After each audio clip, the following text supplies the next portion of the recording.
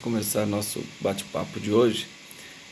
Eu passei no grupo da sala, no WhatsApp, e deixei também postado no AVA um novo material que a gente tem para trabalhar na matéria de prática, né? Que você, não sei se vocês já tomaram conhecimento, a maioria tomou conhecimento, que eu comuniquei agora de manhã no WhatsApp, mas eu já havia colocado no AVA e coloquei uma programação lá para vocês entregarem os recursos que nós já comentamos, já explicamos, que trata-se da... Primeiro foi a sentença condenatória, né, depois os embargos declaratórios e por último o recurso em sentido estrito e agora o recurso de apelação. Então, só para já adiantar para vocês que esse recurso de apelação é a mesma continuação daquele processo do recurso em sentido estrito. Tá? É o mesmo processo, é o mesmo réu, que ele foi condenado, eu que fiz o júri. Então, é uma apelação para vocês fazerem da decisão proferida pelo tribunal do júri. Então, a fundamentação está lá no artigo 593, inciso 3º, seja lá, nós vamos falar daqui a pouco, seja a letra A, B, C e D. Né? Ou mais de uma letra, combinado, letra A e letra D, depende do que vocês encontrarem lá nessa sentença condenatória. Então, vocês fizeram um recurso em sentido estrito,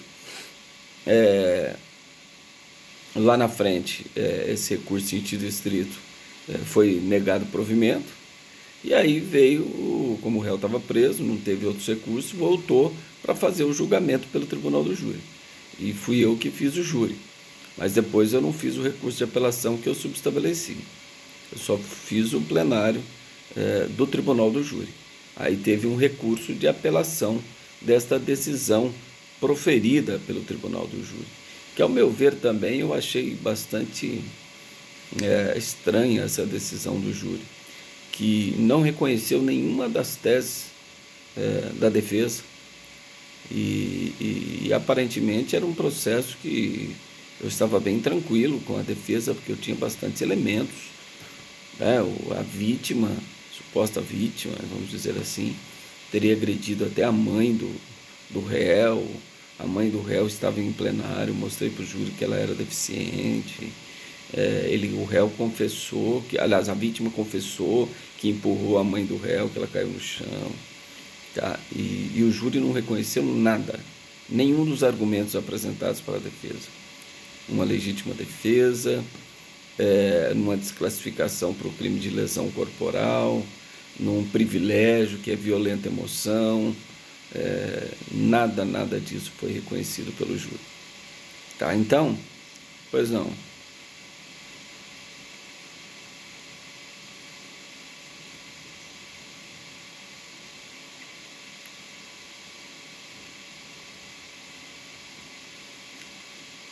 Tá, não, mas isso aí no momento o que importa é no momento da ação ou omissão, se ele era capaz ou não.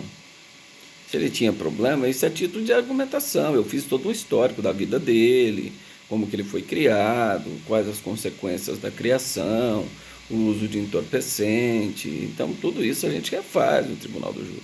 Mas o que importa é se no momento da ação ou omissão da prática da ação delituosa, se ele era inteiramente capaz de entender o ato que ele estava praticando ou se interar de acordo com esse entendimento, que é o artigo 26, caput do Código Penal, e a semi-imputabilidade, que seria o artigo 26, parágrafo único do Código Penal, que trata da semi-imputabilidade, quando ele não era inteiramente capaz. Mas ali não havia que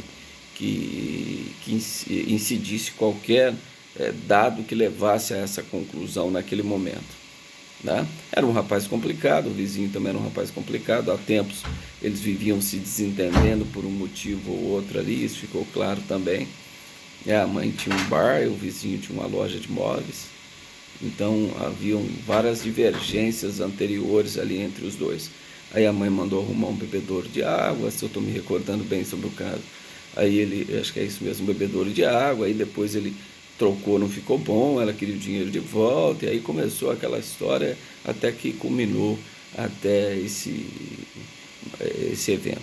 tá? Mas o próprio depoimento da vítima tem várias discrepâncias, né?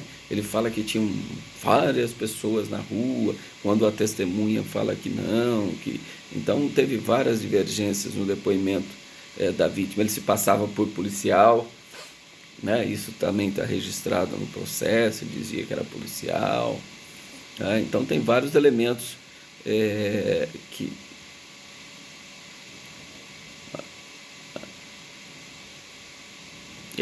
então tudo isso foi utilizado no júri. Por isso que eu tô...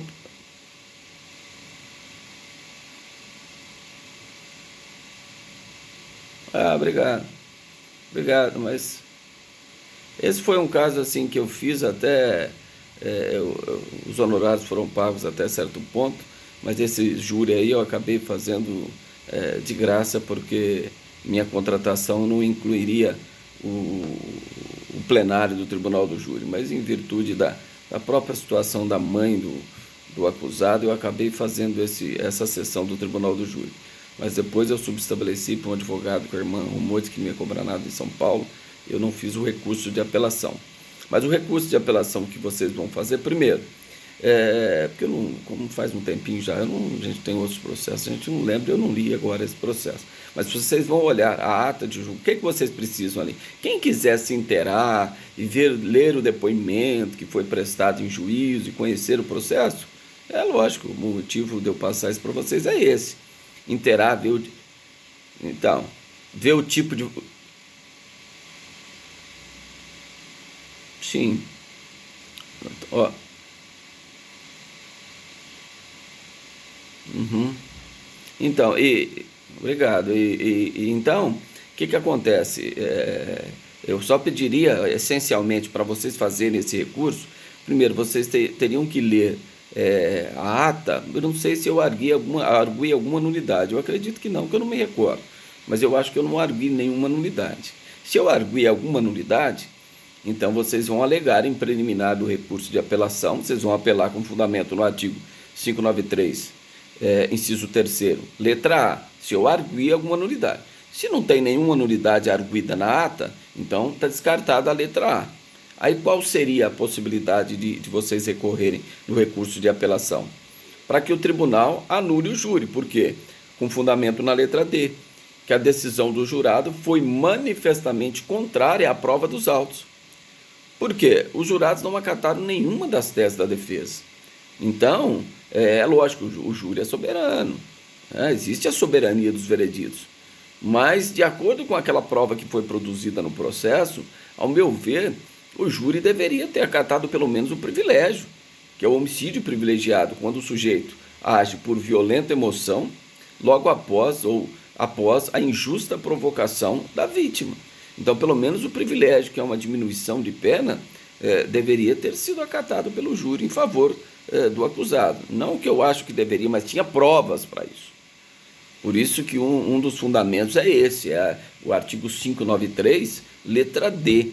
Agora, quem entender que o juiz aplicou uma pena muito alta, desproporcional, pode fundamentar também na letra, quando for a decisão injusta, ou seja, o juiz errou no critério trifásico de aplicação da pena. Isso aí vocês ficam à vontade. Se vocês acharem que o juiz deu uma pena muito alta pela situação atual, vocês recorrem disso também. Tá? Mas, assim, um recurso que eu vejo aí possível, né? E, inclusive, na ata de julgamento, eu manifestei a vontade de recorrer, dizendo que eu iria apresentar as razões do recurso em segundo grau nos termos do artigo 600, parágrafo 4º do Código de Processo Penal, que eu já expliquei para vocês. Eu recorri por termo, na hora que terminou o julgamento, o juiz leu a sentença, falei, excelência, eu quero que conste em ata que eu estou interpondo o recurso de apelação e vou apresentar as razões na instância superior nos termos do artigo 600, parágrafo 4º do Código de Processo Penal, que assim autoriza. Tá certo? Então, aqui nesse recurso de apelação, primeiro vocês vão interpor. Vocês vão dizer, olha, excelência, venho por meio desse, excelentíssimo senhor doutor, ou doutora juíza, presidente da juiz da vara do júri da comarca de Ribeirão Preto. Essa é a primeira e segunda vara do júri da comarca de Ribeirão Preto. Fulano de tal, requalificado nos autos por seu advogado, vem interpor apelação com fundamento no artigo 593, vou dar o exemplo. 593, inciso 3º, letra D, pode ser combinado com outra letra, que vocês entenderem se o juiz errou na dosimetria da pena, do Código de Processo Penal, cujas razões serão apresentadas após a intimação de Vossa Excelência. Ponto. Interpôs. Assinatura, Ribeirão Preto, assinatura do advogado. Essa é a primeira pecinha de interposição. Aí depois vocês vão fazer as razões. Então as razões vocês vão endereçar a quem? Excelentíssimo senhor doutor presidente do Tribunal de Justiça do Estado de São Paulo. Essas são as razões. Aí vocês vão lá, egrégio do tribunal, colém da Câmara, doutor da Procuradoria. Os fatos. Consta que o sujeito foi preso em flagrante, no dia tal, pelo crime tal, foi pronunciado, transitou em julgado a decisão de pronúncia, o réu foi submetido à decisão do tribunal do júri e condenado a uma pena de tantos anos. Isso seriam os fatos. Aí vocês vão argumentar agora por que a decisão do tribunal do júri foi manifestamente contrária à prova dos autos.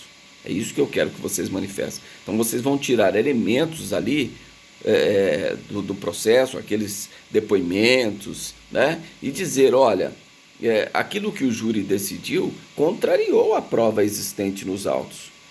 Quando o júri não reconhece a desclassificação, ou seja, a falta de intenção de matar e sim de lesionar, uma das teses da defesa, que ele agiu amparado por um excludente da ilicitude, foi legítima defesa própria ou legítima defesa da mãe, de terceiro, ou até mesmo, por último, a última tese, que é o privilégio, que é o homicídio privilegiado, quando o sujeito age por violenta emoção, logo após a injusta provocação da vítima, defendendo um relevante valor moral, né, ou social, né, moral quando relaciona a pessoa, social, né, por exemplo, o sujeito vai e mata um estuprador na cidade que já estuprou e já matou 15 pessoas. Então, ele poderia alegar esse privilégio por um relevante valor social, tá? Igual no caso é um relevante valor moral, se vocês forem alegar o privilégio. Pois não. Sim, é uma tese que foi defendida em juízo também. Por quê? Mas a defesa pode fazer várias teses em plenário do julgamento? Sim. O réu pode alegar qualquer tese que possa diminuir a sua responsabilidade penal. Por exemplo, eu posso muito bem chegar para o júri e falar, olha, ele não foi o autor do crime.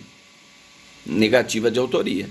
Mas depois eu posso falar, olha, mas se vocês entenderem que ele foi o autor do crime, ele agiu em legítima defesa, então. Isso não seria contraditório. É lógico, sempre que possível não é conveniente que você faça isso. É necessário que a defesa chegue com firmeza, com uma tese crível, né? Porque, imagina, a defesa fala que não foi ele, depois fala, não, mas se foi ele, entenda. Então isso, mas é um direito do réu. Isso é um direito dele. Ele pode alegar qualquer tese que possa diminuir a sua responsabilidade criminal. Mas por quê? Porque lá no momento do julgamento, ele não tem a ampla defesa, como tem nos processos comuns. Lá ele tem a plenitude de defesa, que é uma garantia constitucional. É reservada a ele os princípios, soberania dos vereditos, né? Plenitude de defesa, é mais que ampla defesa, é plenitude. Então ele pode alegar até teses conflitantes. Olha, eu não fui o autor do crime, mas se entender que eu fui o autor do crime, eu agi em legítima defesa. Eu agi por um relevante valor moral ou um relevante valor social. Tudo isso pode ser arguido na defesa perante o conselho de sentença, formado por 7 cidadãos que integram a sociedade. Tá certo? Isso pode ser alegado e não há nenhuma contradição, não há nenhuma causa que pode ter uma nulidade ou não. Tá? Lá vocês vão verificar as respostas dos quesitos que foi levantado. Primeiro, o quesito da materialidade, da autoria, depois se o júri absolve, foi dito que não, por maioria, não abre todas as cédulas, são 7, por maioria encerra o julgamento, para não identificar quem votou de que jeito. Tá? Então, antigamente abria todas, então você tinha um resultado 5-2, 6-1, hoje não, hoje abriu a maioria, para de abrir os votos, para não identificar qual foi o jurado que votou assim ou assado. Tá? Então, depois vem a tese da defesa, se desclassifica, depois vem a tese do Ministério Público, por exemplo, se fosse um homicídio qualificado, tá certo? Tudo bem? Então, é isso que eu quero que vocês façam. Como vocês já conhecem um pouco o processo, eu passando essa decisão do júri para vocês, vocês terão mais facilidade, porque o processo já é conhecido, né? Quem leu ali um pouquinho daquelas peças principais que eu falei para vocês, já conhece o que aconteceu no processo, e ficaria mais fácil para fazer o recurso de apelação. Tá? Então, depois que você argumentou tudo isso no direito, né, então os fatos, você narrou os fatos, isso nas razões de apelação. Primeiro você já fez a pecinha de uma folha, de interposição. É uma folha só. Endereça ao juiz, fulano de tal que é o réu, qualificado, né, nos autos por seu advogado, interpor a apelação com fundamento no artigo 593, inciso 3º, letra D, cujas razões serão apresentadas após a intimação para tal finalidade. Nesses termos, pede espera deferimento. Ponto. Então, o juiz vai receber o seu recurso. Depois que ele recebeu o seu recurso, aí ele vai te intimar para apresentar as razões. Nesse caso, eu falei que ia interpor lá as razões no superior instância. Mas esquece isso. Aqui vocês vão fazer como se estivesse interpondo para o juiz. Então, vocês vão endereçar as razões ao presidente do tribunal, vão narrar os fatos, argumentar o direito. Então, no direito é onde você coloca tudo. Por que a decisão do júri é contrária à prova dos autos? Não é só contrária, ela tem que ser manifestamente contrária. Não é que o júri escolheu entre uma tese e outra, nós vamos alegar, não, que ele deveria ter acatado a tese da defesa, porque a prova dos autos indicariam esses argumentos que a defesa utilizou. Certo? Porque senão o tribunal vai falar, não, eu não vou anular o julgamento porque o júri é livre para decidir. Entre a tese do promotor e a tese da defesa, ele escolheu a tese do promotor. Então não há nenhuma decisão contrária à prova dos autos. Vocês vão argumentar que sim, que a decisão do júri é manifestamente contrária à prova dos autos, que é a letra D do inciso 3º do artigo 593. Tá? E aí depois vem para o pedido. Pedido bem simples. Primeiro, que seja conhecido o recurso de apelação. Né? Lembra aquele juiz de prelibação? Lá o tribunal vai analisar se o recurso é tempestivo, se é parte legítima, se tem interesse, se a interposição é regular, se não tem fato impeditivo, se não tem fato extintivo. Aí ele analisa e fala, não, eu vou conhecer o recurso. Então, primeiro você vai pedir que o recurso seja conhecido, certo? Que seja intimado à Procuradoria de Justiça, né, aqui no âmbito estadual, para oferecimento do parecer. Então, o procurador lá no tribunal vai oferecer um parecer, se ele concorda com a defesa ou se ele concorda com a acusação em manter o julgamento tal como foi posto pelo júri. Tá? E o último pedido que seja, no mérito, dado provimento ao recurso de apelação, para, aí que vem, se acontecer alguém fazer um pedido desse, isso demonstra para o tribunal que a pessoa tem uma deficiência absurda de conhecimento. Imagine que você põe assim, no mérito, requer que seja dado provimento para absolver o apelante da imputação de homicídio. Olha que absurdo. Por quê? A soberania dos vereditos. O tribunal não pode modificar a decisão do júri no que se refere à condenação ou absolvição. Ele deve anular o julgamento e determinar que o réu seja submetido a novo julgamento. Aí serão novos jurados, uma outra sessão de julgamento. Então, no mérito, você vai pedir o quê? Que seja dado provimento ao seu recurso de apelação para anular o julgamento, tendo em vista que a prova, a decisão dos jurados é manifestamente contrária à prova dos autos. Então, o tribunal deve anular o julgamento e determinar que o réu, o apelante, seja submetido a um novo julgamento pelo tribunal do júri. Certo? Então, essa é a argumentação que vocês vão fazer nesse recurso de apelação. Tá certo?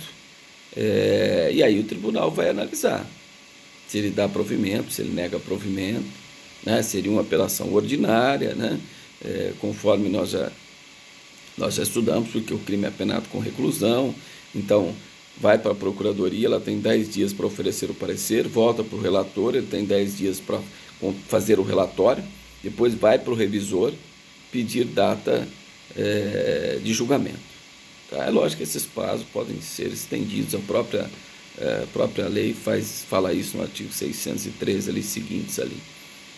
tá? Não é exatamente cumprido essa regra, mesmo porque a quantidade de processo que existe, o tribunal não consegue cumprir essas determinações. Mas até que o processo eletrônico hoje, uma apelação dessa leva em média de até 6 meses no máximo para ser julgado no Tribunal de Justiça de São Paulo.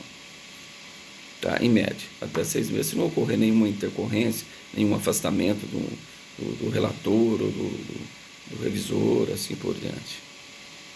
Tá bem? Alguém tem alguma pergunta, alguma dúvida sobre a apelação? Pode fazer, estou à disposição. Pois não. Sim, deve ser. Deve ser. Você vai, eu já até expliquei, você vai, ó, dos fatos. Conforme demonstra aqui nos autos do processo, o apelante foi preso em flagrante delito no dia tal, como incurso nas penas do artigo tal, tal, tal, tal. A denúncia foi oferecida, foi recebida, desenvolveu-se regularmente, o juiz pronunciou o réu. Da decisão de pronúncia foi interposto recurso em sentido estrito, que transitou em julgado e o réu foi submetido a julgamento pelo Tribunal do Júri. Durante o julgamento pelo Tribunal do Júri, o júri rechaçou todas as teses de defesa e condenou o réu no crime de homicídio. O juiz-presidente proferiu uma sentença e condenou o apelante à pena de tantos anos. Esses são os fatos. Tá vendo? Eu resumi sem muito tempo já, mas eu lembro direitinho como que é o processo. Eu já resumi em 5 linhas. Isso são os fatos. Você não precisa falar mais, porque o tribunal tem tudo, está tudo lá no processo. Mas uma questão de facilidade, até mesmo de exigência, né, por parte do modelo recursal, você narrar brevemente os fatos. Você não vai lá ficar 2 laudas contando os fatos. O tribunal vai perder tempo em ler isso. Ele vai ler a sua argumentação, ele só vai ler o direito lá, o que você está falando, por que a decisão é manifestamente contrária, se você tem razão ou não tem razão. Tá? Então, por isso que você resume esses fatos em 4, 5, 6 linhas, aí você consegue resumir tudo o que aconteceu, desde a prisão até agora que você está recorrendo. Tá? Você pode colocar trechos de depoimentos que falam, olha, está aqui, ó, tá vendo? Olha, ocorreu a legítima defesa, ou ocorreu a violenta emoção, ocorreu a legítima defesa de terceiro. Tudo isso você pode reforçar quando você estiver falando direito, colando até um trecho do depoimento daquela testemunha ou daquela pessoa que alicerça o seu fundamento, que a decisão foi manifestamente contrária à prova dos autos. Tudo isso você pode trazer para onde? Para o direito, na fundamentação. Então lembra que eu falei para você, sempre faz, pelo menos isso, a maioria dos livros, eu sempre faço isso também, eu sempre divido, seja qualquer petição. 1, fato. 2, fundamento ou direito. 3, pedido. Se você fizer tudo embrulhado, aí vai, até para quem vai ler aquilo, fica um negócio meio esquisito, difícil de entender. Então, se você separa bem dos fatos, faz aquele resumo do fato bonitinho ali. Depois do direito ou da fundamentação, ou por que você discorda daquela sentença e qual a argumentação técnica e fática que você tem para discordar daquela sentença e fazer com que o tribunal mude de ideia e anule o julgamento. Essa é a pergunta que você tem que responder. E aonde você vai responder? No direito, na fundamentação. E ali naquele espaço onde você vai dizer que o jurado errou, que o jurado deveria ter decidido conforme as provas que existem nos autos. Porque o júri é livre para decidir, mas ele não pode decidir contra a prova dos autos. Porque aí o tribunal pode anular e determinar um novo julgamento. Só que esse fundamento do recurso que vocês vão utilizar é uma vez só, lembram da aula teórica?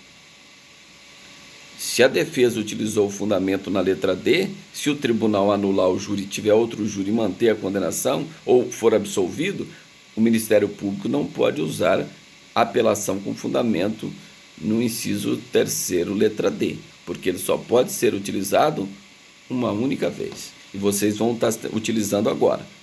Então, mesmo que ele for absolvido no 2º júri e o promotor quer recorrer, apelar, ele pode. Só que ele não pode utilizar mais a letra D, porque pode ser utilizado uma vez só, seja pela acusação ou pela defesa. Expliquei isso na parte teórica, vocês lembram? Tudo bem? Mais alguém tem alguma pergunta, alguma dúvida? Pois não. Pois não.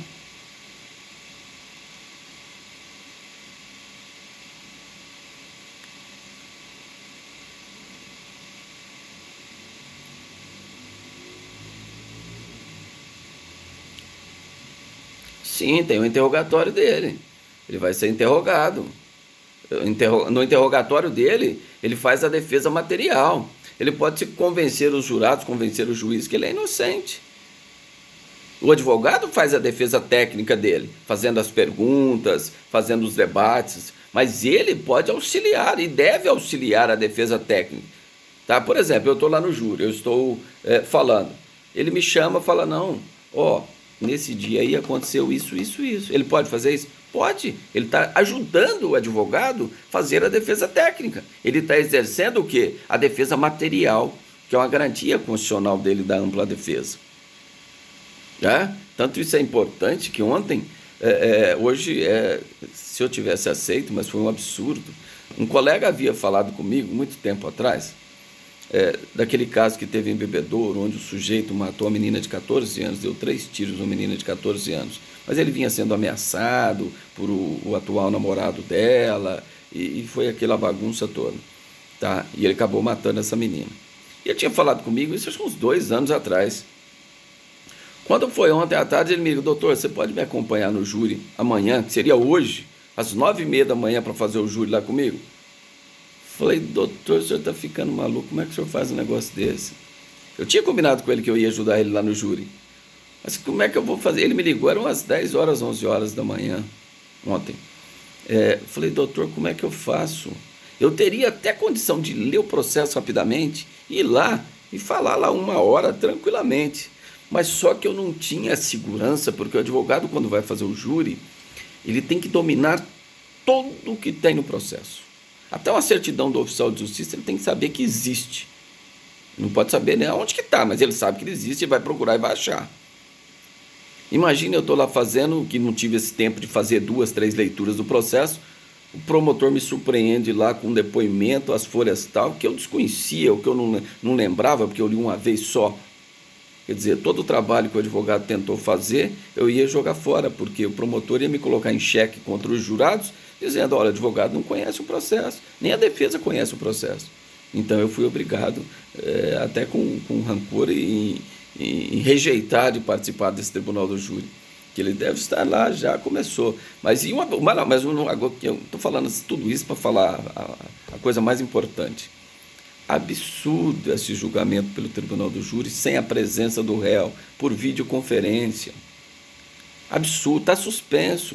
99% dos juízes não está fazendo júri porque está suspenso, por causa da pandemia, tirar o réu, trazer para o júri, depois levar para o presídio novamente. Então vai ser por videoconferência. Como que o réu vai ter chance de ajudar o advogado na defesa técnica? Então, ao meu ver, esse júri deve ser anulado, não pelo Tribunal de Justiça de São Paulo, mas pelo STJ ou pelo STF, o júri vai ser anulado. Falei que o advogado deveria ter já interposto habeas corpus para tentar que esse júri não fosse realizado na data de hoje. Né? Porque o preso, ele tem um direito de audiência, ele tem um direito de presença, ele tem um direito de fazer a defesa material auxiliando a defesa técnica. Então isso é absurdo, um júri por videoconferência. Isso afeta a plenitude de defesa, que é a garantia constitucional do Tribunal do Júri, que é uma instituição democrática. É a sociedade, como eu falo sempre no júri, é o povo julgando o povo, visto pelo povo. Então, é os 7 jurados julgando um par que cometeu um crime, visto pelo povo, porque o julgamento é público. Então, quer instituição mais democrática que esta? E realizar o júri sem a presença do réu, por videoconferência? Então, ao meu ver, isso é inexplicável. Inexplicável. Tá bom? Então, é assim que funciona o Tribunal do Júri. Só fiz essa menção que eu lembrei ontem na ligação do advogado aqui que me convidou para estar hoje lá às 9h30. Tá bom? Mais alguém tem alguma pergunta, tem alguma dúvida, algum esclarecimento sobre qualquer detalhe da peça? Eu coloquei umas datas aí, mas de repente, se a maioria tiver alguma dificuldade, para mim não tem problema nenhum, eu quero que vocês façam, ainda que que erram, depois acertam, viu que erraram, tá? Porque nós vamos ter muito trabalho. Nós já temos, por exemplo, até uma carta testemunhal. De repente eu vou elaborar um probleminha para vocês fazerem uma carta testemunhal. Bem simples, tudo bem simples. Deixa para fazer as coisas mais complexas quando vocês estiverem atuando na área. Mas é o que eu falei, quem tiver tempo pode fazer uma coisa bem elaborada, pode citar uma jurisprudência, citar uma doutrina. Por exemplo, vocês colocarem no Google, júri, anulação, decisão manifestamente contrária à prova dos autos. Coloca isso no Google para vocês verem. O que é jurisprudência que vai aparecer de tribunal anulando o julgamento porque a decisão do júri é manifestamente contrária à prova dos autos? Então isso vocês vão ter que fazer quando estiver no dia a dia, quem for advogar nessa área, ou ainda quem for prestar concurso. A maioria dos concursos exige aí o direito penal, né? Os principais concursos, o direito processual penal. Então, quem já tiver um pouco mais de tempo para fazer dessa forma, melhor ainda. O que é doutrina? Não é lá você copiar 10 páginas da doutrina. Isso é improdutivo. Ninguém vai ficar lendo 10 páginas da doutrina. Mas eu pego um posicionamento lá do NUT, lá de 3 linhas, quando ele fala, a decisão do júri é manifestamente contrário, quando? 2 linhas, 3 linhas, ponto. NUT, página tal, edição tal, volume tal, ponto. Isso já vai servir porque vocês vão fazer a monografia, já estão fazendo, vocês já vão estar sabendo fazer essas referências, citações, tá? Isso é importante. Quem puder fazer, então, ter a chance de buscar lá na doutrina, ou um artigo, fala doutrina, um artigo de internet aí, de um doutrinador de renome aí, que tem expressão no tribunal, isso é importante você colocar. Ou até mesmo um precedente de turmas, que aqui, eu não sei se...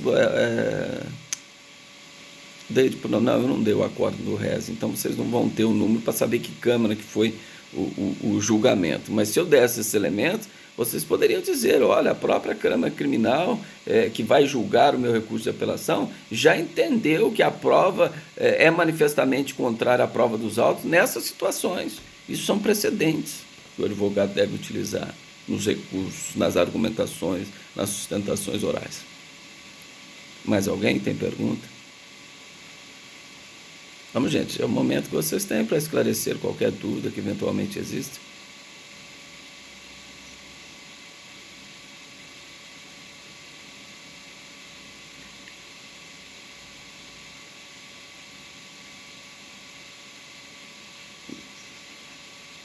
Eu agradeço, assim, mas esse processo eu me surpreendi, né? Como vários outros, mas nesse júri que eu fiz eu me surpreendi. Os policiais chegavam em mim nos intervalos, depois do debate, depois como o promotor falou, depois eu falei. Quando eu terminei de falar, teve um intervalo. Os policiais chegaram em mim, os alunos que estavam assistindo, professor, não tem erro, vai ser absolvido, vai ser absolvido. E eu tinha essa convicção também que ele ia ser absolvido. Todo mundo tinha essa convicção. Aí o promotor falou de novo, eu falei na tréplica, insisti. O pessoal chegava em mim e falava, advogados que estavam assistindo, falaram, não, mas não tem erro, Júlio, vai absolver tranquilamente. Falei para a mãe dele levantar e andar para provar que era uma pessoa deficiente. Usei todas as argumentações que poderiam sensibilizar os jurados, né? Mas aí fomos surpreendidos com essa decisão dos jurados. E aí é o que eu, não só nesse, em vários outros que eu já fui surpreendido. A vida inteira a gente é surpreendido. Mas o que acontece hoje? Infelizmente, primeiro, a idade do jurado. O código, para mim, o Código de Processo Penal, ao acatar a capacidade civil aos 18 anos para ser jurado, o Código de Processo Penal, acatando o Código Civil aos 18 anos, para mim é um absurdo.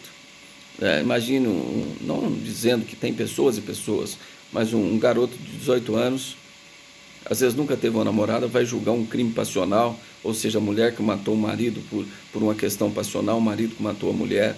Como é que essa pessoa vai conseguir ter esse discernimento para julgar esse fato social que envolve ali uma família, envolve casamento, envolve traição, envolve as quatro paredes ali. Como? É difícil. Então o júri tem que ter experiência de vida, porque ele vai julgar um fato social. A mesma coisa, você pôr um exemplo, assim, é absurdo. Um Eike Batista da vida, o sujeito é milionário, vai ser jurado num crime onde um favelado matou o outro favelado. Olha, ele vai exigir um comportamento dele? Não, mas eu sou da alta sociedade, eu não agiria desta forma. Não, mas espera aí, eu tenho que me rebaixar e igualar a condição daqueles dois favelados que um matou o outro. Esse é o grande problema do júri, né? Isso eu falo para os jurados.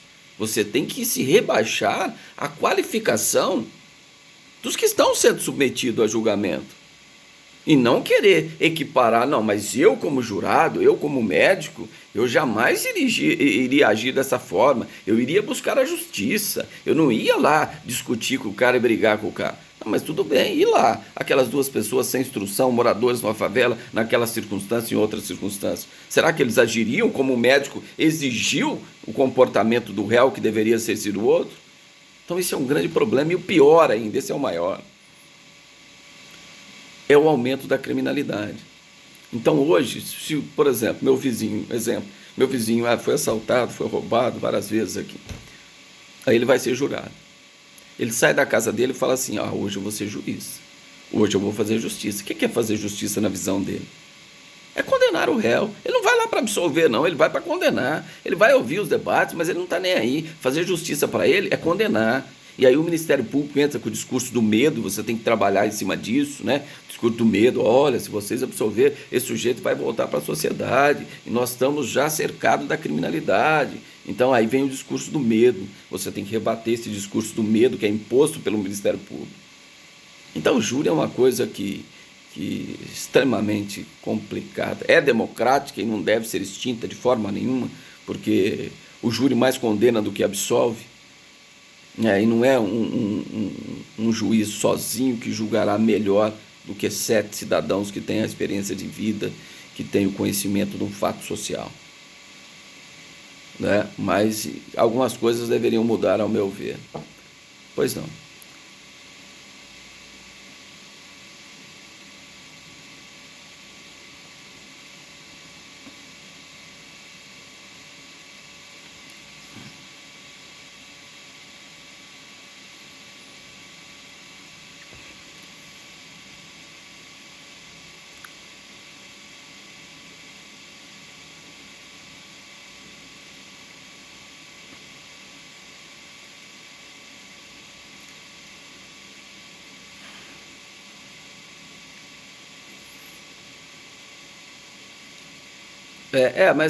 Mas isso acontece, isso é normal em depoimento. Eu digo assim, que às vezes no processo, às vezes a verdade, não é só no processo, não, na vida. Às vezes a verdade, por mais simples que seja, se você falar a verdade, a pessoa não acredita. Às vezes você precisa mentir para que a pessoa acredite que aquilo que você está falando é a verdade. E é a pura mentira. Porque a verdade, às vezes, ela é simples. E a pessoa não acredita se você falar a verdade em determinada circunstância. Então, isso tudo faz parte do júri. Agora, vocês que estão nessa etapa do júri aí, gente, pelo amor de Deus, é inadmissível que vocês saiam da faculdade. Não estou falando quem vai advogar na área do júri, não. Mas júri é a essência da advocacia. Você entra na faculdade achando que a faculdade inteira você vai ouvir falar de crime, fulano que matou, fulano... Isso só se tiver exceção, porque é a regra. Desde a minha época de faculdade, lá atrás, em 1989, eu entrava na faculdade, nossa, eu vou ver só sobre crime. O que é o direito? O direito para mim era fulano que matou o outro que está preso. Eu não ia saber mais nada, não ia ouvir mais nada na faculdade. Quando na verdade não é isso. Então agora, o júri é inquestionável, gente. Ninguém pode sair da faculdade sem ter assistido um júri real. Né? Eu sempre convido meus alunos quando eu tenho júri. Eu faço na faculdade o júri simulado. Se Deus quiser, o semestre que vem, com a permissão de Deus, nós vamos estar fazendo um júri simulado. Eu vou contar com a participação de vocês. na realização do júri simulado. A gente traz sempre, às vezes eu faço com um caso real, às vezes eu escrevo toda uma história, equilibrando os argumentos da defesa e da acusação, mas representando assim o mais perto da realidade possível. E era para a gente fazer esse semestre, né? Aliás, era para fazer o semestre passado, era para fazer esse esse semestre agora, mas infelizmente impraticável. Então vamos torcer para que o semestre que vem a gente possa realizar esta atividade. Mas, gente, é só ir no fórum. Agora não está tudo suspenso. Mas é só ir no fórum, entrar e falar o dia que tiver júri, entrar e assistir, entrar e sentar, desligar o celular e sentar. Tá, isso é importante. Ali você vai ver os debates. Tanto que advogado que nunca fez júri, no final da vida dele, ele vai sentir essa necessidade. Não, mas eu advoguei a vida inteira e nunca fiz um júri. Nossa, eu tinha um sonho de fazer um júri. Tem um primo que é juiz de direito, fala que o sonho dele era fazer um júri, que ele não fez na faculdade. Ele é juiz federal, da minha idade, nós somos da mesma idade, ele está para se aposentar também. Como juiz federal, ele é lá em Ilhéus, da primeira região. E ele fala, o sonho dele é fazer um júri. Mas esse sonho dele significa não vai ser realizado, porque ele é tão maluco que ele vai aposentar agora como direito, está prestando o Enem para entrar na faculdade de medicina. Ele vai fazer medicina agora, com 53 anos, 54 anos, ele deve entrar na faculdade de medicina. Então,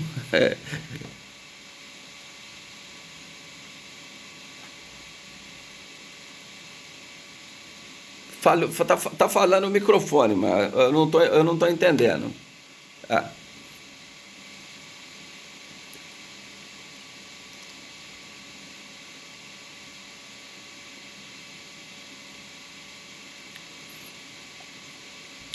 mas a gente verifica muito isso. Eu já fiz júri aqui. Eu fiz júri daquela Jaqueline. Vocês lembram um júri de repercussão? Quem puxar aí no Google vai ver um júri que teve uma repercussão enorme. A mãe e o padrasto acusado de morar com ela teria matado a menina Camille Vitória, de 3 anos de idade, e teriam estuprado a menina e teriam matado a menina. Eu fiz o júri defendendo a Jaqueline, fui contratado de última hora, mas estudei todo o processo, estava com o processo inteiro na mente. E eu provei para o júri, através de um processo judicial de violência, Lei Maria da Penha, que quando ocorreu a prisão e a menina foi socorrida e morreu no hospital, essa mulher estava absolutamente cheia de hematomas. Ela era mantida em cárcere privado.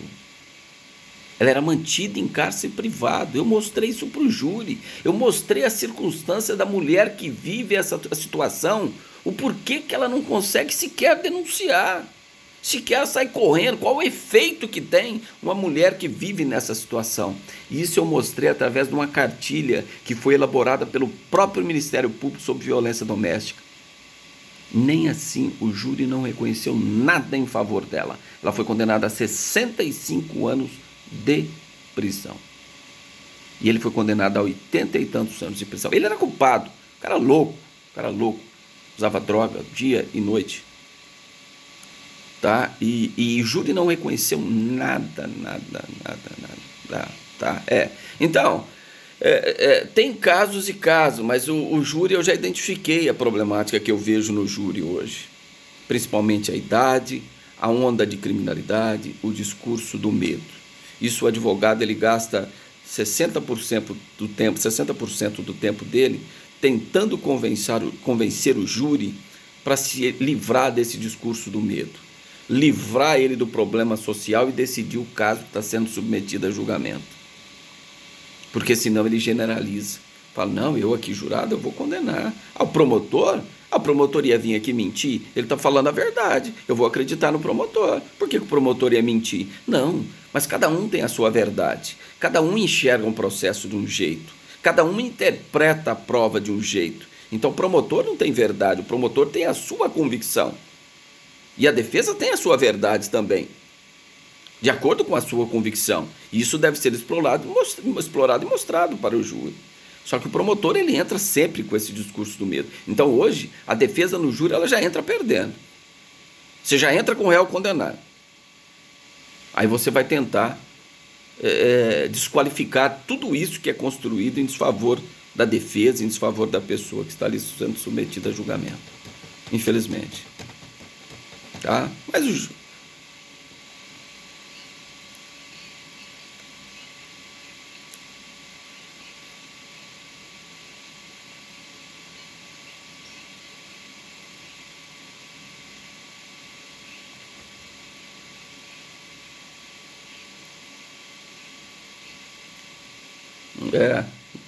tá. Ó, tá falhando um pouco o microfone, eu não tô ouvindo. Tá, sim.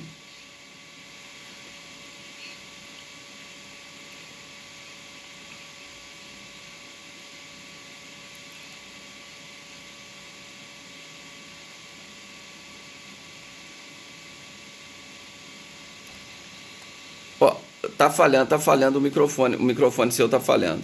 Mas o objetivo é esse, né? É lógico. Tem gente que não tem tempo, que tem outros objetivos, que faça só o mínimo. Vai lá, pega a sentença, vai ler a sentença e vai fazer o recurso em cima daquilo que foi dito na sentença. Pelo menos ler os depoimentos que foram feitos durante o julgamento pelo tribunal do júri. E faz. Agora, quem tiver tempo, gente, eu tenho material de sobra. Tem material de sobra. Eu fiquei até com dó. Eu fui fazer uma faxina aqui, que esses dias eu estou ficando em casa, que eu também sou do grupo de risco, 52 anos, hipertenso, então não posso dar moleza também não. Né? Aí eu falei, não, vou fazer uma limpeza aqui. Olha, eu tenho processos aqui, até vou disponibilizar, eu fiquei com dó de jogar fora.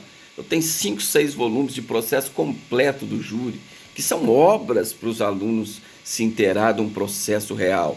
Então eu até guardei, eu fiquei com dó de jogar fora uns aqui, que eu vou disponibilizar lá para a faculdade, deixar lá no NPJ para quem tiver tempo, quem quiser ir lá e olhar, porque dá dó. Porque que a gente, quando vai fazer um júri, a gente tira, mesmo sendo processo digital, a gente tira processo de cópia de capa a capa. Ah, se tiver 1.500 páginas, 2.000 páginas, não interessa, de capa a capa. Porque é mais fácil você manusear perante o jurado, imagina, você tem que levar o computador, tem que mostrar lá na tela, você perde um tempão. Então, se você já demarcou a página, tem tudo impresso, você pega só aquilo que te interessa, mostra para o jurado e assim por diante. Então, a gente imprime tudo. E tem várias obras aqui de processos reais que eu vou disponibilizar para a faculdade lá, para que vocês possam, quem tiver interesse, possam consultar esses processos. Porque eu fui fazer essa limpeza, eu fiquei com dó de jogar fora. Jogar fora assim, lógico que seria reciclável, né? Mas pelo conteúdo ali, pelo que tem ali, que pode sair um aprendizado ali para alguém de dentro daquele processo, tá? Tudo bem, pessoal? Mais alguém tem alguma colocação, alguma pergunta, alguma dúvida?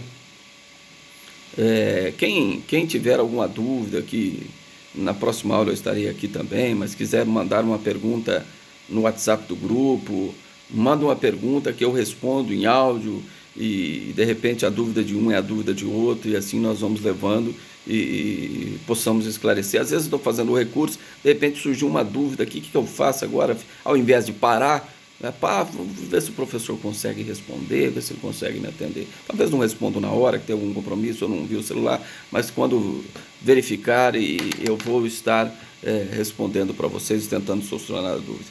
Tudo bem? Tá bom, pessoal? Então nós ficamos por aqui. Esse material que eu disponibilizei no WhatsApp está no AVA também, tá? Em PDF está lá no AVA, tá? Então quem não recebeu no WhatsApp, só ir lá no AVA e está lá. Qualquer dúvida, então, estarei à disposição de vocês e semana que vem continuamos nossa matéria, tá bom? Fiquem todos com Deus, então, e até a próxima semana.